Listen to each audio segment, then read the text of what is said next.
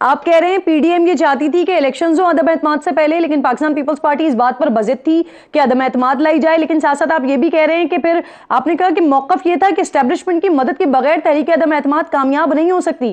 تو سر پھر ہم نے دیکھا کہ تحریک عدم اعتماد کامیاب بھی ہو گئی، تو کیا کوئی یقین دہانی وغیرہ ہوئی تھی پھر آپ کو؟ السلام علیکم ناظرین، آج کرن ناز کے شو میں مولانا فضل الرحمان کا چیلا احمد اللہ آیا تو کرن ناز نے بہت ہی چپتے سوال اس سے پوچھے، کس طرح یہ لوگ چور دروازے سے اقتدار میں آئے، کس طرح انہوں نے عمران خان صاحب کے خلاف طریقے عدم اعتماد کو جو کامیاب کیا، کس طرح عمران خان صاحب کے MPs MNAs کو توڑا گیا، اس کے بعد یہ لوگ کس طرح جھوٹ اور پروپیگنڈا پھیلا رہے ہیں کہ جب ہم لوگ اقتدار میں آئے تو ہمارے پیچھے اسٹیبلشمنٹ کا ہاتھ نہیں تھا، ہم اپنی طاقت کے ساتھ حکومت میں آئے ہیں۔ تو لیکن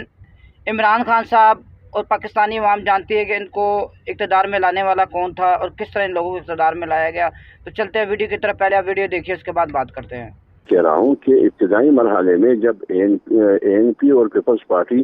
پی ڈی ایم میں تھی، یہ اس وقت کی بات ہے کہ تحریک عدم اعتماد کے علاوہ ہمارے پاس کوئی اور راستہ نہیں ہے۔ تو ہم نے کہا کہ تحریک عدم اعتماد اسٹیبلشمنٹ کی سپورٹ کے بغیر کیسے کامیاب ہو سکتی ہے۔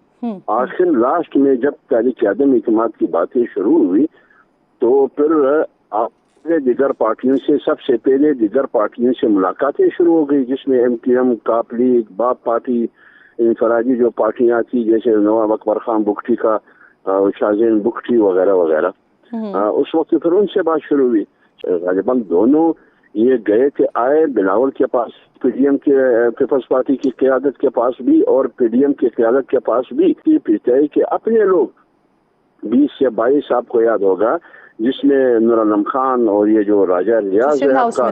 فیصل آباد کے جو اپوزیشن لیڈر تھے، یہ سارے ان پر عمران خان نے کیا کیا الزامات نہیں لگائے، لیکن پھر صورتحال تبدیل ہو گئی۔ میں ابتدائی مرحلے کی بات کرتا ہوں، اس لیے جب ہم حکومت میں گئی، پی ڈی ایم حکومت میں گئی پیپلز پارٹی سمیت، پھر فیصلہ یہ تھا کہ ہم نے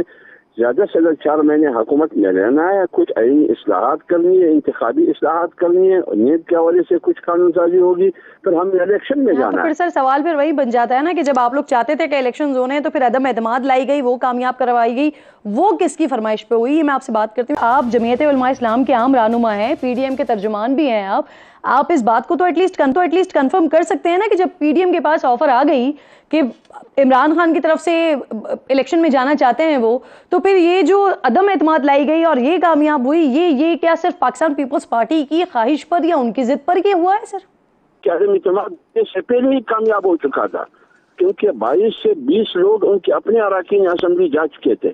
اور جو اتحادی تھے وہ ہمارے ساتھ تھے۔ تحریک عدم اعتماد کامیاب ہو چکا تھا۔ پی ڈی ایم کا فیصلہ یہ تھا کہ حکومت میں جائیں گے، فوراً الیکشن میں پھر جائیں گے۔ صحیح۔ اچھا یہ بتائیں، آپ کو فروری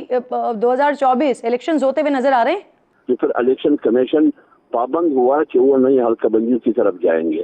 اب نئی حلقہ بندی جتنا بھی جلد ممکن ہو سکے وہ جلد کریں، اور فروری کا جو لائن دیا گیا ہے، ڈیڈ لائن کے فروری میں الیکشن ہوگا، ہم کہتے ہیں کہ فروری سے آگے نہیں جانا چاہیے۔ تو دیکھا دوستو آپ نے ویڈیو کے اندر کس طرح کرم ناز نے مولانا فضل الرحمان کے چیلے احمد اللہ سے چپتے سوال پوچھے، کس طرح ان لوگوں کو چور دروازے سے حکومت میں لایا گیا، حکومت میں لانے کے بعد پاکستان کی معیشت کا بیڑا غرق کیا گیا، جس طرح ابھی سعید ارشد شریف کی بیوہ کو ڈرایا دھمکایا جا رہا ہے کہ آپ کیس سے پیچھے ہٹ جائیں، سب لوگ کس طرح بری طریقے سے بے نقاب ہو چکے ہیں،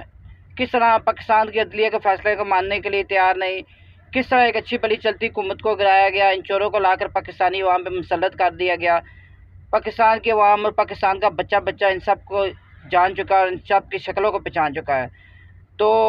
کس طرح یہ لوگ الیکشن سے رائے فراری اختیار کر رہے ہیں۔ جو گلگت بلوچستان میں کل الیکشن ہوا ہے اس پہ پی ٹی آئی نے باریک اکثریت کے ساتھ الیکشن جیتا ہے، تو کس طرح ایک سیاسی جماعت کو ختم کرنے کی کوشش کی جا رہی ہے؟ آپ کا اس کے بارے میں کیا خیال ہے؟ کمنٹ باکس میں اپنی رائے کا اظہار ضرور کریں۔ پھر ملیں گے نئی ویڈیو میں، تب تک کے لیے اللہ حافظ۔